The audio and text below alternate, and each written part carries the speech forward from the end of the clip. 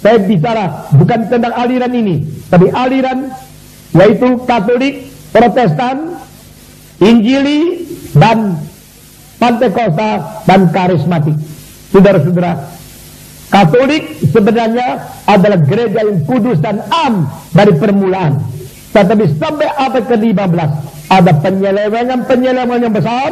Misalnya menyembah Maria, misalnya menganggap semua sanctus mempunyai jasa kelebihan yang disimpan di dalam gudang boleh menjadi pertolongan bagi orang Kristen.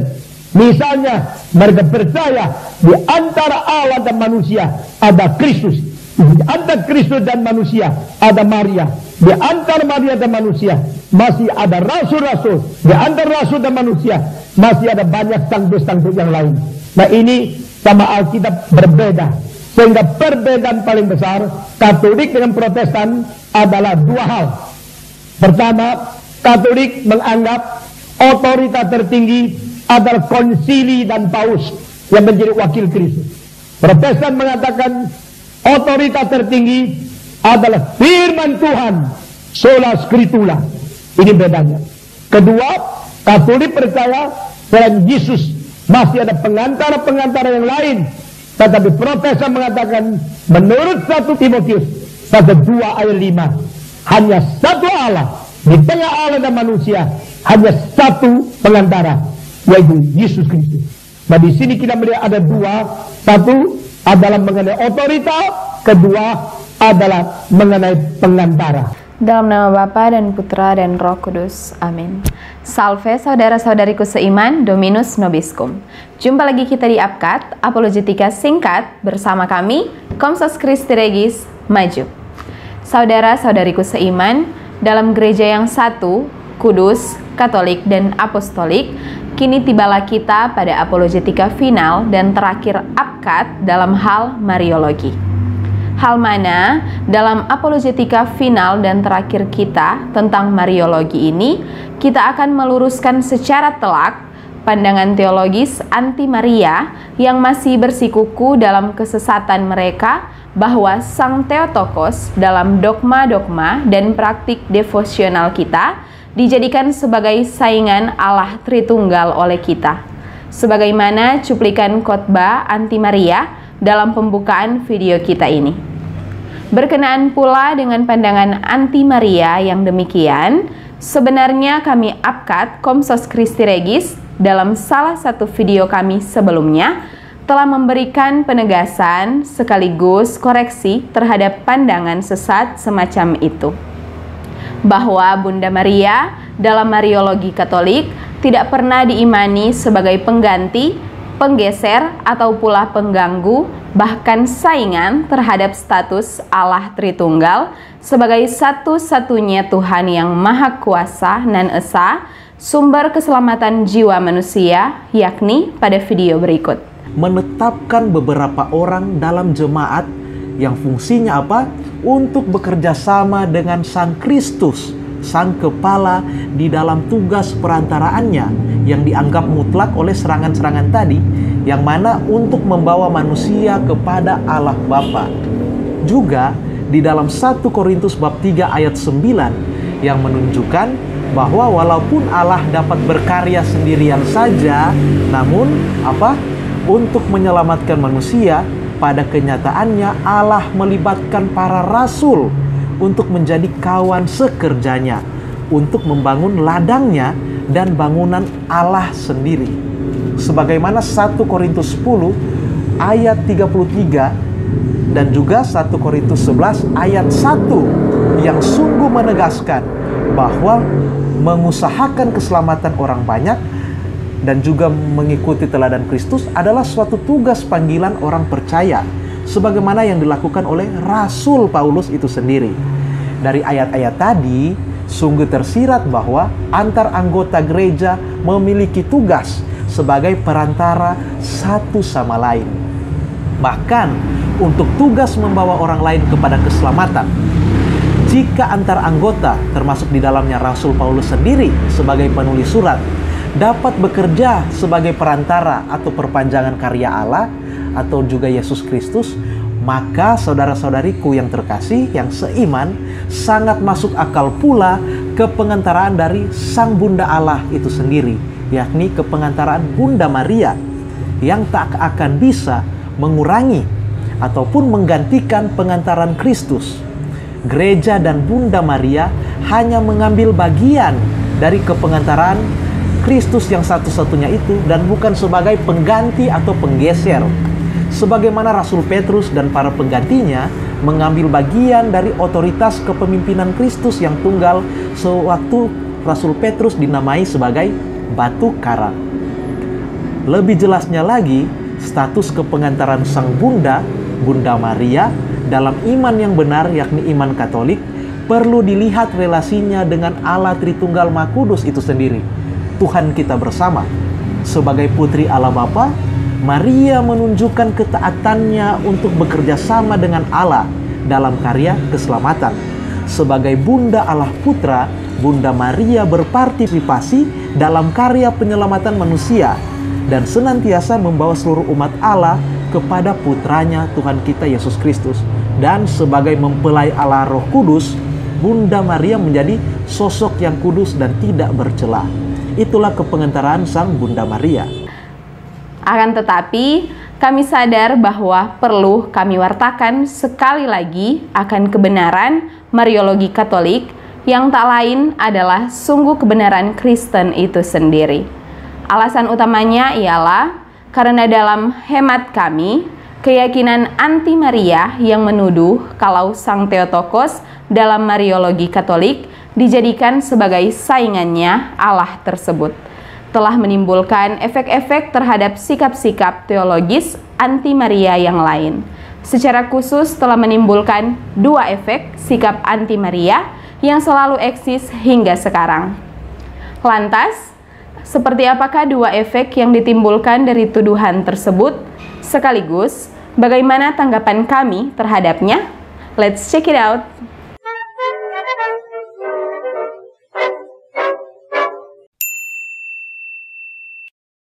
Efek pertama yang timbul akibat tuduhan tersebut ialah masifnya kesesatan penafsiran anti Maria atas ayat-ayat kitab suci yang diyakini mengidentifikasi kalau Sang Theotokos sungguh berdosa. Umumnya, sikap anti Maria akan menggunakan dua dasar biblis berikut, yakni surat Rasul Paulus kepada gereja di Roma bab 3 dan Injil Lukas bab 1 ayat 47. Yang benar, tidak ada yang berbuat baik, semua menyeleweng, tidak ada yang mencari Allah. Pertanyaannya, Bunda Maria adalah manusia atau tidak? Kalau Bunda Maria adalah manusia, maka dia juga termasuk ke dalamnya. Sama seperti kita semua, sama seperti seluruh manusia dari zaman Adam sampai kepada zaman ketika Tuhan Yesus datang kali yang kedua. Nah, ini cara kita membaca Alkitab, saudara. Membaca Alkitab dengan cara yang tuntas, ya. Atau lebih tepatnya melihat Alkitab itu dengan perspektif yang menyeluruh, yang komplit, ya, bukan parsial atau separuh-separuh, gitu ya. Ya, jadi semua orang tidak ada yang mencari Allah. Semua orang sudah berdosa. Semua orang tidak ada yang berbuat baik. Semua orang telah menyeleweng. Bunda Maria adalah orang. Maka dia pun termasuk ke dalam. Gembira karena Allah juru selamatku, ya. My Savior. Itu katanya kalau dalam versi King James, ya. Saya coba baca dalam versi New King James. And Mary said, my soul magnifies the Lord, and my spirit has rejoiced in God my Savior. In God my Savior. Dia mengaku Tuhan sebagai juru selamatnya. Di dalam pengertian mesianik, di dalam konteks redemption, penebusan, jikalau Maria tidak berdosa, di dalam konteks redemption atau penebusan, Maria tidak membutuhkan juru selamat. Saya ulang ya. Di dalam konteks penebusan atau redemption, kalau Maria tidak berdosa, maka dia tidak membutuhkan juru selamat. Hanya orang-orang berdosa yang membutuhkan juru selamat. Tetapi di sini Maria mengatakan, ya, dan hatiku bergembira karena Allah juru selamatku. Berarti Maria mengakui Tuhan Allah itu adalah juru selamatnya. Dengan demikian Maria membutuhkan juru selamat. Mengapa? Kita kembali kepada teks-teks Alkitab yang kita sudah bahas tadi. Dia juga adalah manusia berdosa yang membutuhkan juru selamat. Mengenai surat Roma 3, khususnya surat Roma bab 3 ayat 23, telah begitu banyak apologetika Katolik yang tampil untuk memberikan penjelasan, bahkan tanggapan clear terhadap kesesatan penafsiran ini. Contohnya dalam penjelasan video berikut ini. Sesuai dengan konteksnya, Roma bab 3 ayat 23 tidak berbicara tentang dosa asal, tetapi tentang dosa pribadi. Apakah menurut Roma bab 3 ayat 23, Bunda Maria termasuk dalam cakupan semua orang telah berbuat dosa dan telah kehilangan kemuliaan Allah? Jawabannya jelas, tidak. Sehingga menurut kami, pembahasan seputar tafsiran otentik atas surat Roma bab 3 telah cukup dan final dalam hal apologetik sekaligus kateketis. Untuk itu, kami memfokuskan tanggapan kami terhadap sesat tafsir atas Injil Lukas bab 1 ayat 47, yang mana ayat ini disimpulkan oleh keyakinan anti Maria sebagai bukti pengakuan diri dari Bunda Maria sendiri akan status keberdosaan dirinya karena ia mengakui kalau Allah adalah juru selamatnya. Hal mana menurut pandangan anti Maria berdasarkan kacamata teologi penebusan Kristus, jikalau Sang Theotokos mengakui Allah adalah penyelamat, maka mereka menyimpulkan kalau Bunda Maria sendirilah yang menggolongkan dirinya sebagai bagian dari kelompok berdosa yang diselamatkan atau ditebus oleh Sang Juru Selamat itu sendiri. Sehingga mereka yakin kalau dogma Maria Immaculata telah terbukti salah karena Bunda Maria itu sendiri pun mengakui dengan mulutnya sendiri kalau dirinya punya penyelamat atau juru selamat yang menandakan dirinya memang wanita berdosa. Untuk itu, marilah kita lihat lagi teks Injil Lukas bab 1 ayat 47 yang berbunyi, "Dan hatiku bergembira karena Allah juru selamatku." Tepat pada ayat inilah tafsiran anti Maria bertolak seraya menyimpulkan bahwa Sang Theotokos ialah wanita berdosa. Lebih tepatnya lagi, mereka berfokus pada bagian kalimat "karena Allah juru selamatku". Dalam penulisan bahasa aslinya, yakni Yunani Koine, bagian tersebut berbunyi epitoteo sotirimu. Pada atau dalam bagian inilah Bunda Maria menyebut Allah atau Tuhan sebagai sotiri, yang artinya penyelamat. Maka menjadi pertanyaan sentral bagi kita ialah apakah bagian tersebut dari ayat ini sungguh berarti bahwa kondisi diri atau status Bunda Maria adalah wanita berdosa karena mengakui Allah sebagai penyelamatnya? Sebagai jawaban kekatolikan, kami, Apkat Komsos Christi Regis, menjawab tidak, sama sekali tidak. Ketika penulis Injil Lukas menulis bagian Injil Lukas bab 1 ayat 47, hal itu sama sekali tidak memberikan arti atau makna sekalipun bahwa Bunda Maria mengakui atau merasa bahwa dirinya itu berdosa atau tertimpa dosa asal atau mengandung noda dosa Adam. Sama sekali tidak. Kami punya 3 poin argumentasi sebagai dasar atas jawaban kami ini. Yang pertama, Kidung Maria itu bukanlah kidung yang berbicara tentang personal Bunda Maria secara mutlak dan keseluruhan. Pertama-tama, marilah kita kembali melihat pada konteks keseluruhan dari Injil Lukas bab 1 ayat 47, yakni perikop Injil Lukas bab 1 ayat 46 sampai dengan ayat 55 yang bertemakan nyanyian atau Kidung Maria atau yang biasa kita kenal dengan istilah Magnificat. Bahwa Magnificat Bunda Maria bukanlah semata-mata adalah nyanyian karangan Sang Bunda secara pribadi saat itu pula, atau tepatnya isi dari syair beserta ungkapan-ungkapan pujian di dalam Magnificat tersebut sama sekali bukanlah ekspresi mandiri atau curahan hati individualitas personal Sang Bunda, melainkan isi Magnificat tersebut adalah warisan keimanan kolektif dari kebiasaan religius keyahudian yang wajar sekaligus normatif.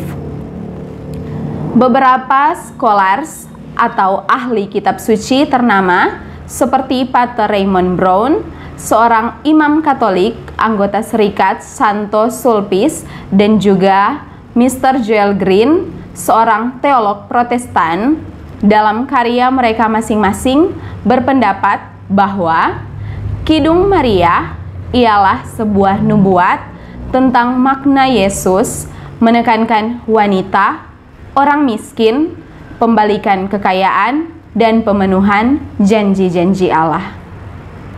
Bahkan jika dikaji secara intertekstual biblikal, Magnificat Sang Bunda sendiri sepertinya ialah reduplikasi atas kidung-kidung pujian dari para tokoh wanita saleh atau ternama dalam Perjanjian Lama.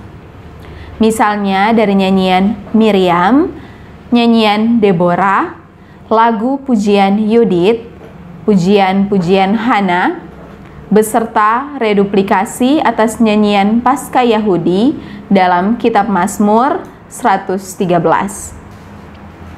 Untuk itulah Richard B. Hayes, seorang teolog biblikal dari Gereja Metodis, dalam bukunya berpendapat bahwa jika para pendengar Injil Lukas memahami kaitan antara himne pembebasan Hana dan Paskah, mereka mungkin memahami bahwa Kidung Maria juga harus didengar dalam tradisi yang sama sebagai nyanyian yang merayakan pembebasan Israel yang akan datang, kali ini melalui keturunan Maria sendiri. Maka untuk alasan poin pertama ini, kami menegaskan bahwa Kidung Maria sama sekali bukanlah bukti Bunda Maria wanita berdosa. Oleh karena Kidung Maria tidaklah berbicara mengenai Bunda Maria tentang pribadi atau personal Sang Bunda secara mutlak, melainkan merupakan ungkapan kolektivitas atau tradisi dari keimanan keyahudian secara umum. Bahkan, saudara-saudariku seiman, perlu kami beritahukan bahwa beberapa studi Alkitab yang serius menginformasikan bahwa beberapa manuskrip Latin kuno justru mencatat bahwa Santa Elizabeth lah sebagai penyanyi Magnificat yang sesungguhnya dan bukanlah Bunda Maria.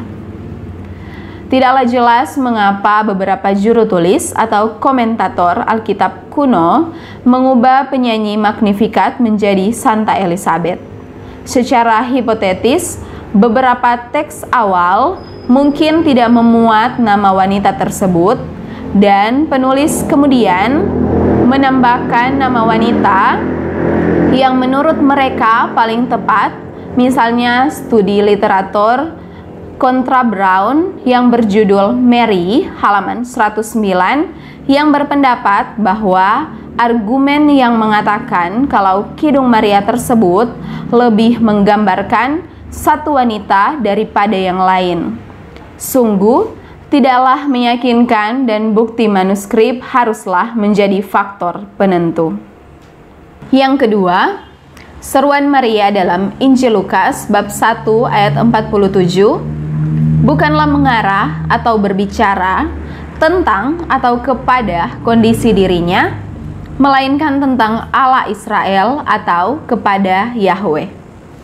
Alasan kedua bahwa Kidung Maria ini tidaklah bisa menjadi dasar bahwa Sang Theotokos adalah wanita berdosa, sebagaimana tafsiran para bidat anti Maria, ialah bahwa bagian Injil Lukas bab 1 ayat 47 yang secara penulisan bahasa aslinya berbunyi epitoteo sotirimu sama sekali tidaklah bisa diartikan sebagai atau sebuah curhatan sang bunda akan status dirinya pribadi. Selain alasan pada poin pertama yang telah kita tegaskan, alasan lainnya ialah bahwa bagian Injil Lukas bab 1 ayat 47 sungguh berbicara mengenai Allah Israel atau Yahweh seturut dengan keimanan Yudaisme itu sendiri. Sederhananya ialah saat memanjatkan seruan kalimat bahwa Allah Israel adalah sotirimu, pada saat itu Bunda Maria tidaklah menegaskan bahwa dirinya mengandung dosa, melainkan sebagai penegasan bahwa beliau adalah umat Israel sejati, wanita Yahudi asli dan murni. Maksudnya ialah seruannya tersebut adalah seruan atau lebih tepatnya merupakan suatu bentuk pengekspresian religiositas atau kerohanian Yudaisme yang wajar dan normatif. Perlu diketahui bahwa adalah suatu kebiasaan religius yang wajar dan normatif bagi umat Yahudi untuk selalu mengingat Mazmur dalam ungkapan sukacita atau rasa syukur mereka. Termasuk Bunda Maria itu sendiri sewaktu ia memadakan Magnificatnya tersebut. Dan dalam tradisi keyahudian, sewaktu seorang Yahudi memadakan kidung atau mazmur, baik secara pribadi maupun secara kolektif dalam liturgi-liturgi formal, akan selalu menggunakan sebutan formal normatif untuk menyebut Allah atau Tuhan dan gelar-gelar khasnya yang sifatnya wajib. Menurut New Advent Catholic Encyclopedia, bangsa Yahudi mengenal 3 sebutan nama untuk Tuhan, yaitu El, Elohim, dan Eloah, di samping nama Yahweh. Perkataan Yahweh ini terdapat sekitar 6.000 kali dalam Perjanjian Lama, Elohim 2.570 kali, Eloah 57 kali, dan El 226 kali. Nama Tuhan yaitu Yahweh yang diterima oleh Musa merupakan nama yang sangat sakral. Menurut tradisi Yahudi, mereka dilarang menyebutkan nama Yahweh tersebut. Penyebutan nama Yahweh hanya dilakukan setahun sekali oleh Imam Agung yang dilakukan di Bait Allah pada pesta Yom Kippur dan oleh para imam di tempat kudus Bait Allah tersebut saat memberkati umat. Karena kesakralan kata Yahweh ini, maka tak sembarang orang menyebutkannya. Tulisan sejarawan Yahudi di abad pertama, yaitu Flavius Josephus, juga menyatakan hal ini.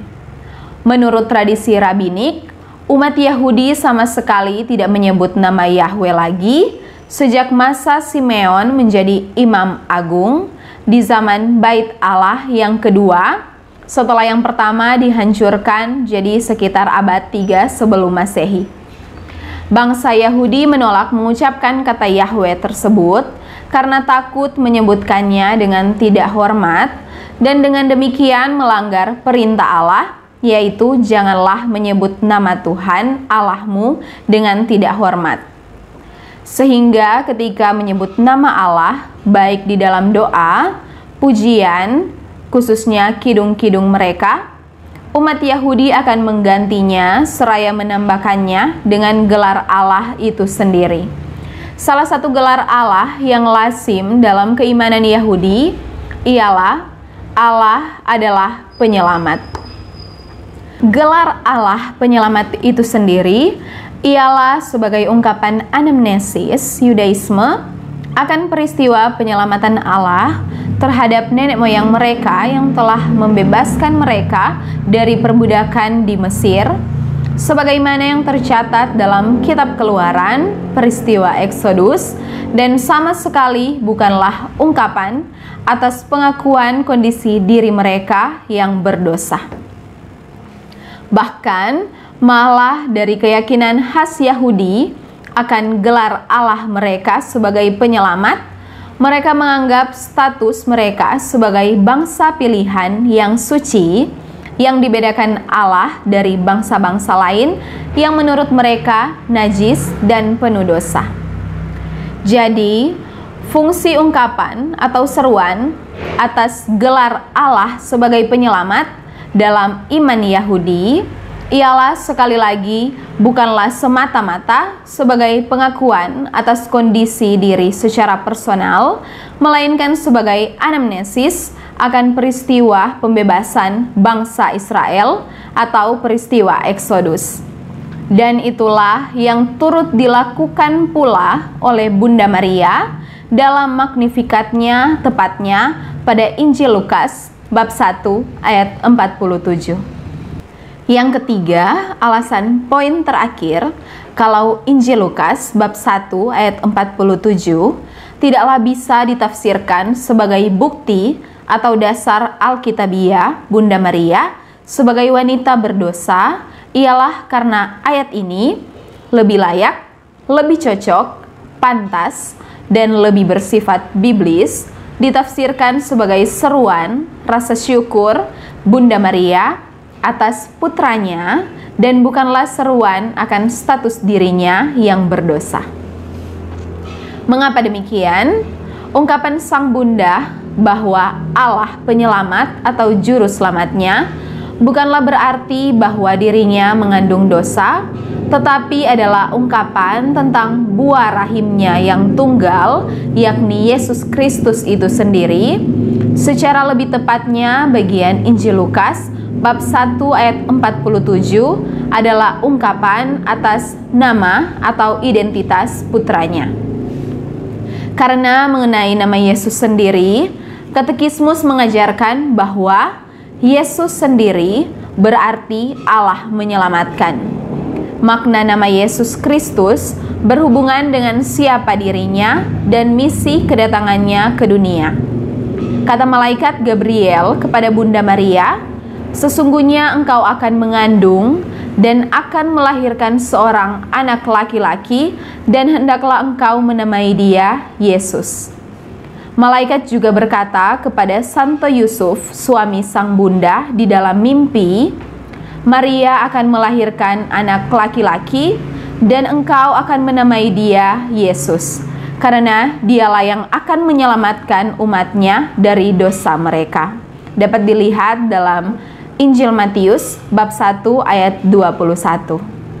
Sehingga jika ayat ini merujuk pada Yesus Kristus, sungguh lebih terbenarkan pula dogma Mariologi kita tentang Bunda Maria dikandung tanpa noda dosa atau Immaculata.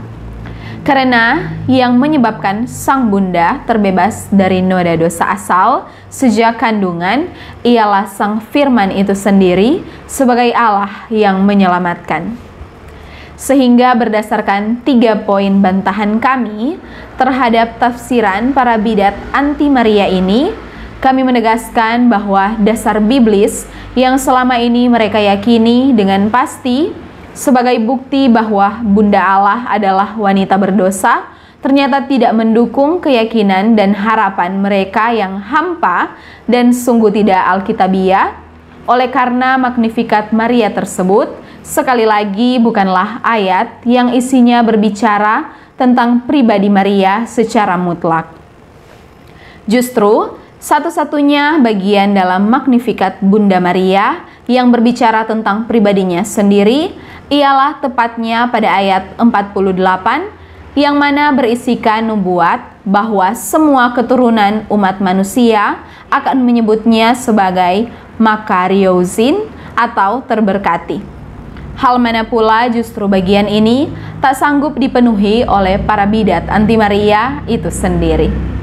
Maka kami, Apkat Komsos Christi Regis pun menyimpulkan bahwa cara menafsir para bidat anti Maria atas Injil Lukas bab 1 ayat 47 sebagai bukti bagi mereka bahwa Bunda Allah adalah wanita berdosa, sungguh persislah sama dengan cara menafsir para polemikus sesat di luar gereja Kristus yang menafsirkan perkataan-perkataan Tuhan Yesus dalam Injil yang berciri subordinasi seperti kalimat Eli, Eli, lama sabachthani. Sebagai bukti Tuhan Yesus bukan Allah, sungguhlah persis sama. Letak kesamaan cara menafsir antara para bidat anti Maria dengan kaum sesat penolak ketuhanan Yesus tersebut ialah pada presaposisi keduanya, yakni keduanya sepakat bahwa perkataan dari oknum atau tokoh yang bersangkutan dalam Alkitab itu sama dengan arti orisinal atau arti objektif dari teks itu sendiri. Sungguh sangat miris dan disayangkan presaposisi penafsiran yang seperti demikian. Demikianlah efek pertama yang lahir dari tuduhan bahwa Bunda Maria adalah saingannya Allah dalam gereja Katolik beserta tanggapan kami atasnya. Lantas, seperti apakah efek kedua dari tuduhan yang demikian beserta tanggapan kami atas efek tersebut? Nantikan pada video Apkat selanjutnya. Salam Apkat, mari kita bela iman kekatolikan kita. Salam Maria, penuh rahmat, Tuhan sertamu, terpujilah engkau di antara wanita dan terpujilah buah tubuhmu Yesus. Santa Maria Bunda Allah, doakanlah kami yang berdosa ini sekarang dan waktu kami mati. Amin. Dalam nama Bapa dan Putra dan Roh Kudus. Amin.